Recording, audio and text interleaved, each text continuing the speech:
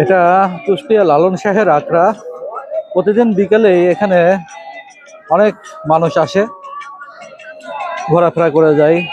এই জায়গাটাতে ঘুরে দেখার মতো আছে লালন শাহের আখড়া। আর ওই যে সামনে লালন স্মরণ উৎসব পালন করা হয়, যে স্টেজ স্টেজ আর এটা হচ্ছে সেই মাঠ। আর ওই যে সামনের ওই অংশটাতে লালন শাহের আখড়া, ওইটা আমি অবশ্য এই মুহূর্তে ভেতরের দিকে যাচ্ছে না, বাইরে থেকে কিছুটা দেখানোর চেষ্টা করলাম। তো এটা হচ্ছে কুষ্টিয়া সেউরিয়া।